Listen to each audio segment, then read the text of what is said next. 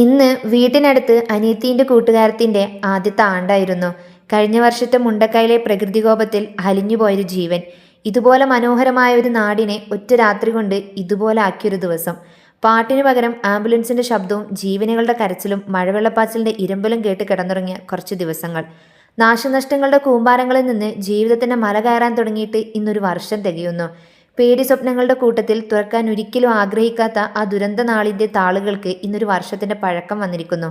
നാടൊരിക്കലും ചെറിയ കാര്യമല്ല, പക്ഷെ ഒരു കനലായ മഴ അതിനെ ഒരു നിമിഷത്തിൽ വിഴുങ്ങുമെന്നല്ലോ ജീവൻ നമ്മ പഠിപ്പിച്ചത്. കേട്ടവർക്കത് വെറും കെട്ടുകഥകളായിരിക്കും, അനുഭവിച്ചവർക്കത് ജീവിതം. തിരിഞ്ഞു നോക്കാനും ഓർക്കാനും ഒരിക്കൽ പോലും ഇഷ്ടപ്പെടാത്ത ഭയാനകമായിട്ടുള്ള കുറച്ച് ദിവസങ്ങളാണ് അതെന്ന് എല്ലാം അറിയാം. എങ്കിൽപ്പോലും അന്ന് നഷ്ടപ്പെട്ട ഓരോ ജീവനും കൂടെ പിറന്നിട്ടില്ലെങ്കിലും ഒരിക്കൽ പോലും കണ്ടിട്ടില്ലെങ്കിലും കൂടപ്പിറപ്പിനെ പോലെ ഒരു തോന്നലാണ്. അതുകൊണ്ട് അവർക്കെല്ലാവർക്കും വേണ്ടി നമുക്കെല്ലാവർക്കും ഒരു നിമിഷം പ്രാർത്ഥിക്കാം.